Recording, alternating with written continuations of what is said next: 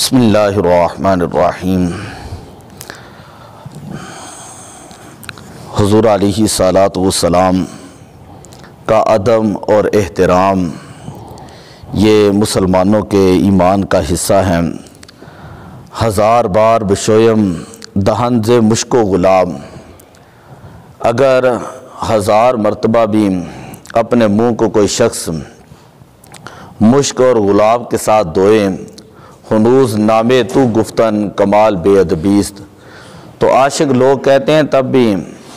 نبی پاک صلی اللہ علیہ وسلم کا ہم نام لیں تو ہم پھر بھی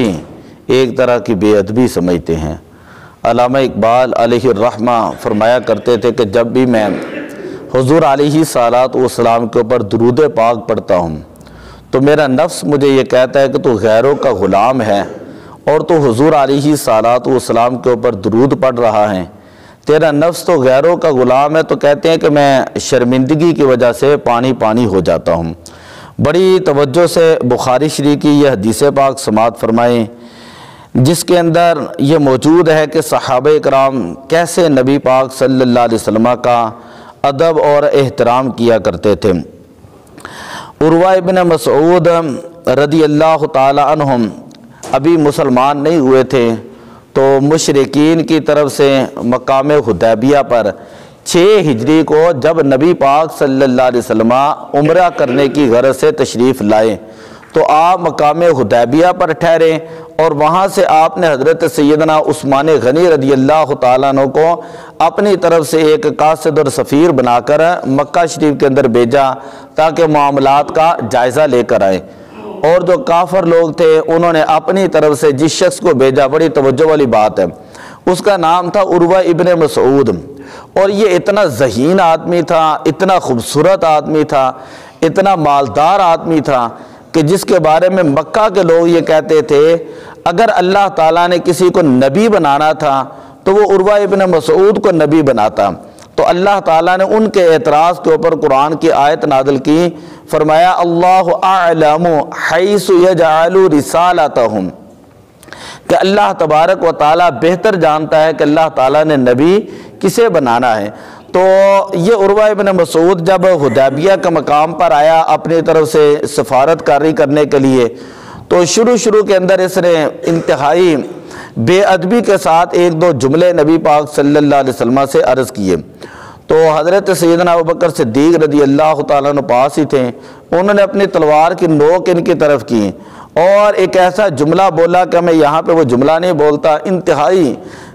غلیظ جملہ بولا، تو جس کی وجہ سے عروہ ابن مسعود ڈر کر جو وہ سائڈ کے اوپر ہو کر بیٹھ گیا۔ حضرت عبداللہ ابوبکر صدیق رضی اللہ تعالیٰ نے پھر اس کے بعد فرمایا کہ اب تم نے اگر کوئی میرے نبی صلی اللہ علیہ وسلم کی داڑھی شریف کی طرح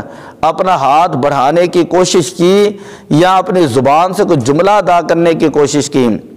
تو اسی وقت میں تمہارا سر کاٹ کے یہیں پہ رکھ دوں گا۔ تو خیر یہ جس وقت عروہ ابن مسعود آیا تو یہ اپنی آنکھ کے کناروں کے ساتھ صحابہ کرام کو دیکھ رہا تھا، اور دیکھنے کے بعد جب یہ واپس گیا تو اس نے سارا وہ منظر پیش کیا۔ گفتگو کے آغاز کے اندر یہ کہنے لگا واللہ اللہ کی قسم ہے لقد وفدت علی الملوک، بڑے بڑے بادشاہوں کے پاس میں گیا ہوں، وفدت علی قیصر و کسریٰ و نجاشی، کیسر کسریٰ اور نجاشی ان کے درباروں کے اندر گیا ہوں، لیکن واللہ دوبارہ قسم اٹھائی ان رأیت ملکن یعظم اصحابہ، میں نے آج تک کسی بادشاہ کو نہیں دیکھا کہ اس کے حواری یا اس کے ساتھی اس بادشاہ کی ایسی عزت کر رہے ہوں، ما یعظم اصحاب محمد محمدہ، کہ جس طرح کی تعظیم، جس طرح کا ادب اور احترام نبی اکرم صلی اللہ علیہ وسلم کے صحابہ حضور علیہ الصلاۃ والسلام کا کیا کرتے تھے۔ یہ بخاری شریف کی حدیث ہے، پہلی جلد ہے، 379 پیج ہے، قدیمی کتب خانہ، بڑی محبت والی حدیث ہے، آگے آپ سماعت فرمائیں۔ تو سب سے پہلے جملہ اس نے یہ کہا ما تنخم رسول اللہ صلی اللہ علیہ وسلم نخامتن الا وقعت فی کف رجل منہم، کہ جب نبی اکرم صلی اللہ علیہ وسلم اپنا لعاب مبارک ڈالتے یا پھینکتے تو صحابہ کرام اس کو اپنے ہاتھوں کے اوپر لے لیتے اور دالا کا بہا وجہا ہوں و جلدہ ہوں، اور اس کو اپنے چہروں کے اوپر اور اپنے جسموں کے اوپر برکت حاصل کرنے کے لیے مل لیتے۔ کوئی بندہ کسی کے ساتھ کتنی بھی محبت کر رہا ہو، لیکن کبھی آج تک کسی نے کسی کی ناک کی ریٹھ یا اسی طرح تھوک جو ہے اس کو اپنے جسم کے اوپر نہیں ملا، انتہا درجے کی بھی محبت کر رہا ہوں۔ یہ صحابہ کرام ہیں، اور ان چیزوں کو عقل کے پیمانے کے اوپر نہیں سمجھا جا سکتا۔ جہاں پر شریعت آ جاتی ہے، جہاں پر وحی آ جاتی ہے، یا جہاں پر حدیث واضح آ جاتی ہے، بے شمار مقامات ایسے ہیں۔ آج کے دور کے اندر ایک بہت بڑا فتنہ ہے، جو میں جملے کہہ رہا ہوں ان کو یاد رکھا کریں۔ آج کے دور کے اندر ایک بہت بڑا فتنہ ہے کہ لوگ شرعی مسائل کو اپنی عقل کے پیمانے کے اوپر پرکھتے ہیں۔ تو اقبال نے کہا تھا عقل قربان کن بپیش مصطفیٰ، جب نبی پاک کا فرمان آ جائے، جب وحی آ جائے تو وہاں پر اپنی عقل کی کوئی بات نہیں مانی جائے گی، عقل کو پیچھے رکھا جائے گا۔ اتنی بات سمجھ آ گئی؟ اب عقل یہ بات نہیں مانتی کہ کوئی بندہ کسی کا تھوک لے کر اپنے جسموں کے اوپر اپنے چہروں کے اوپر ملے۔ اور آج کا عقل مند آدمی جو ہے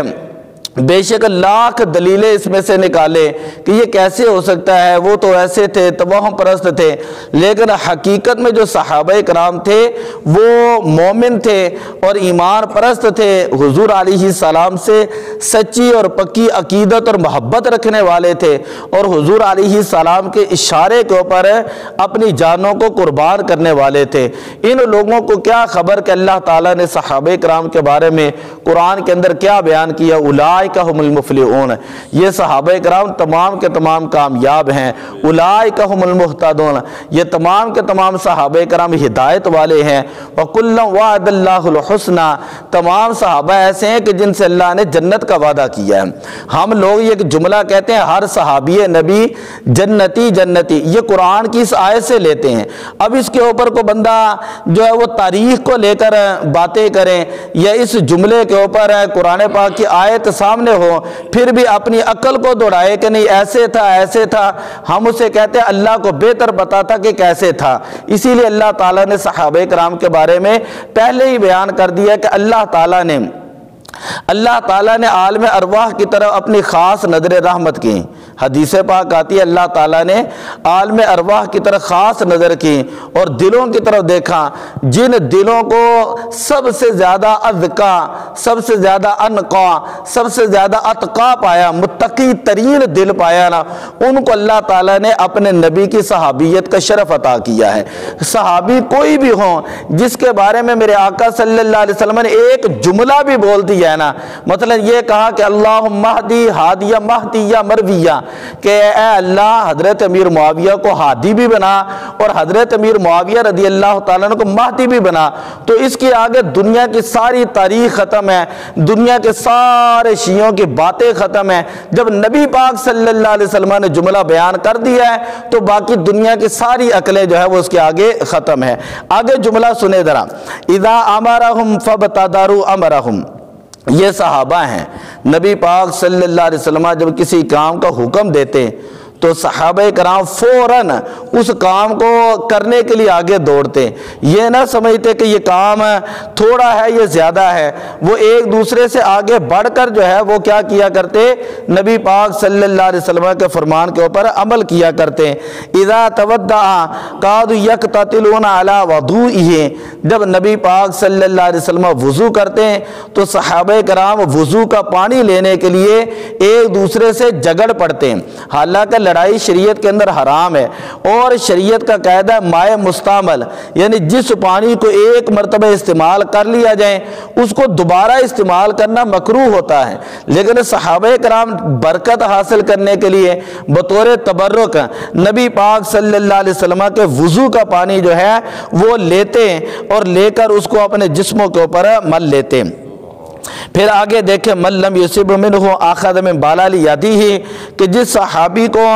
اگر حضور علیہ السلام کا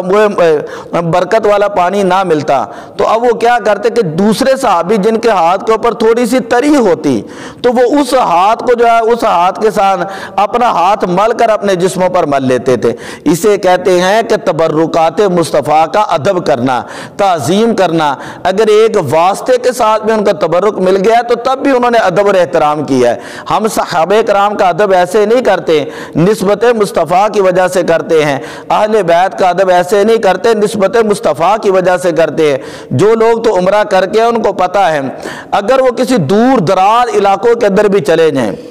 اور ان کو یہ پتہ چل جائے کہ یہاں پر حضرت علی المرتضیٰ آئے تھے، یہاں پر یہ فلاں صحابی ان کا مزار شریف ہے، یہ احد شریف ہے، تو یقین کرے کہ آج بھی نظریں محبت کے ساتھ، عشق کے ساتھ، ادب کے ساتھ، احترام کے ساتھ وہاں پہ جھک جاتی ہیں کہ یہ اتنے عظیم صحابہ تھے جنہوں نے اللہ کے نبی کے ساتھ جو وہ زندگی گزاری ہوئی ہے۔ یہ کوئی آج کی بات نہیں ہے، یہ محبت والی بات ہے۔ آپ ترکوں کو دیکھ لیں، جہاں پوری دنیا کے اندر عاشقان رسول ہیں، انہوں نے آج بھی نبی پاک صلی اللہ علیہ وسلم کے منہ مبارک میں محفوظ رکھے ہیں، حضور علیہ السلام کا جبہ مبارک میں محفوظ رکھا، حضور علیہ السلام کے نالین پاک میں محفوظ رکھیں، حضور علیہ السلام کی تلواریں بھی محفوظ رکھیں۔ یعنی جو چیزیں ان کو پتہ چل گئی ہیں نا، یعنی اب تو حالت یہ ہے، محبت یہ ہے کہ اگر کسی کو خانے کعبے کا غلام ملتا ہے اس کو بھی برکت کے لیے اپنے گھر میں رکھتے ہیں۔ اگر کسی کو نبی پاک صلی اللہ علیہ وسلم کے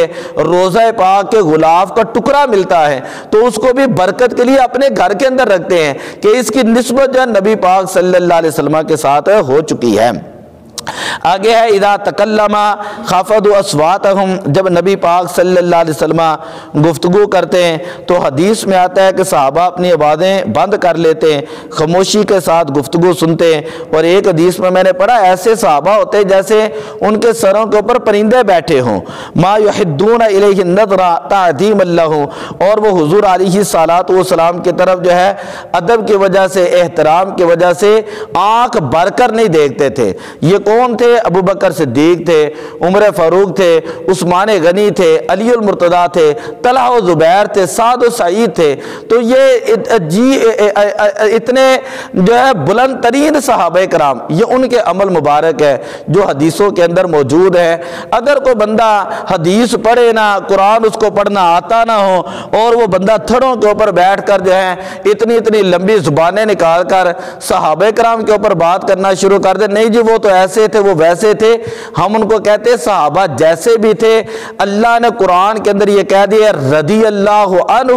ورضوا عنہ، اللہ صحابہ سے راضی ہو گیا، اللہ